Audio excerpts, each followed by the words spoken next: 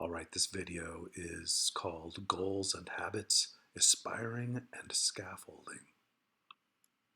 So goals is a pretty familiar term. They're targets we want to hit in some aspect of our lives.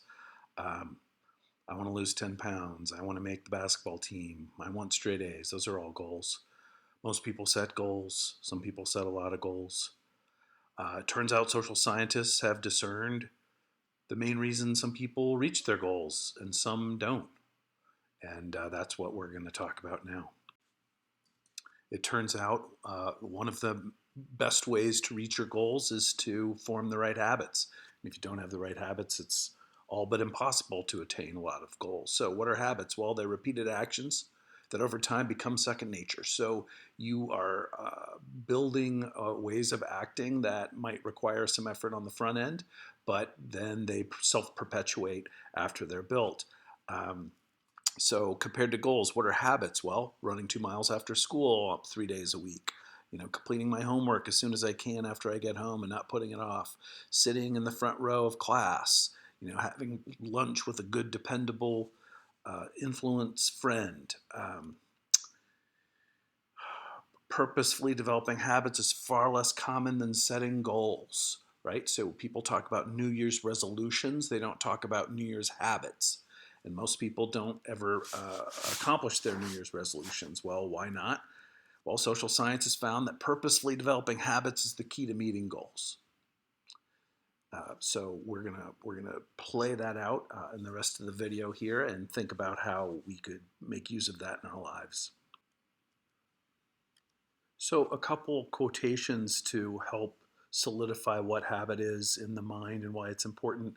Stephen Covey, a very famous guy in leadership studies, says the habit is the intersection of knowledge, what to do, skill, how to do, and desire, want to do. It encompasses all those things and takes care of all those things. So once it gets set, it's very powerful.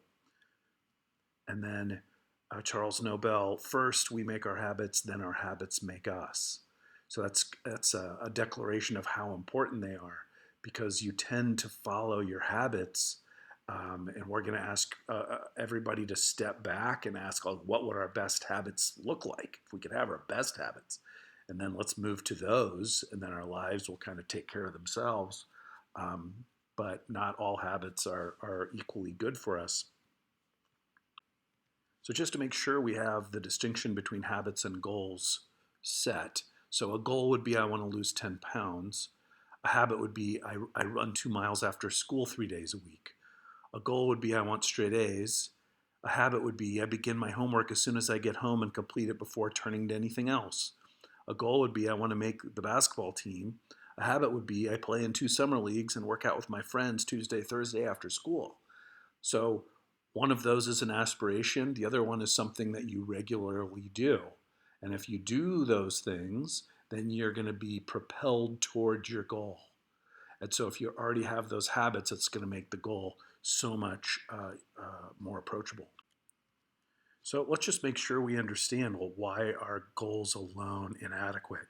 Well, the main reason is that pursuing goals without habits makes us constantly need to aspire and to maintain the energy in that first burst of wanting something throughout a long period of time. We just don't have that energy. It's finite. You can't just get that inspired all the time. There's other stuff in life that intervenes. And if you don't have the habits, you're just constantly having to bring that huge energy to bear, and it's just often not there. So why do habits work?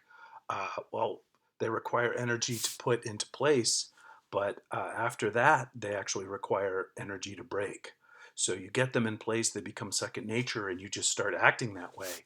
And they're just part of your schedule, and they seem really normal. And you don't need that inspiration all the time. And they just keep working. It's a gift that keeps giving. Also, habits, unlike goals, are relatively easy to complete. So losing 20 pounds is tough, but taking a walk this afternoon is far simpler if you think about it. So in any given moment, it's always easier to do what a habit is telling you to do than to obtain a whole goal. Um, Also, there's no fixed upper limit for success for habits. You might be selling yourself short to think of that your goal is X, because if once you get the right habits in place, you might blow past the goal that you had because you didn't know what you could achieve if you had the right habits. Um, Also, habits tend to have stopping points in time. I'm going to run this marathon, and I'm going to, get certain grades this term or something. Whereas habits just keep going. So once you get the good habits, it just keeps paying off over time, as opposed to, putting all your energy toward a goal, and then you have to like put all your energy toward another goal after that. Um, Also, good habits often breed other good habits in life, and that's a neat effect that they have. So, habits can often need triggers and cues to be put in place. So, in order to form good habits and break bad ones, you might need to start consistently doing things.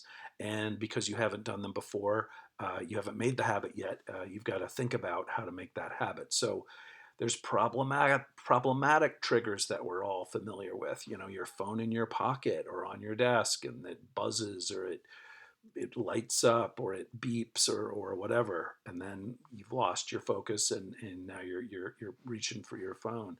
Your computer notifications and messages could be a distraction. Soda in the fridge could be it's like, there it is, well, I'll drink it. But if it's not there, it's much harder to get. Then you don't drink it, right? A gaming console in your room, well, if it's harder, if you have to walk past your parents and or sit in a room with your parents to play a video game, it's going to be much less likely that you're going to play it than if you have it in your room. Helpful cues, a clean desk, a friend who picks you up on the way to work out. You don't have to like decide and get inspired to go work out. Your friend is at the door and it's your friend, and off you go to work out. A disciplined friend in your study group who keeps you on task. You don't have to have that inspiration yourself. Your friend can help get you in that habit. Your mom or dad saying with a smile, "It's time to study now." Those are good triggers and cues that can help you build good habits.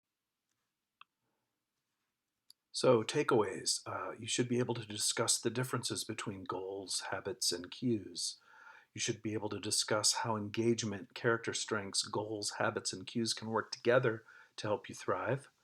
And you should consider how you might set goals and use cues to build good habits to engage more and better by leveraging your strengths this year, academically, socially, and personally. And that's what we're going to ask you to do. So, any thoughts you can generate with your advisor toward those ends will be great.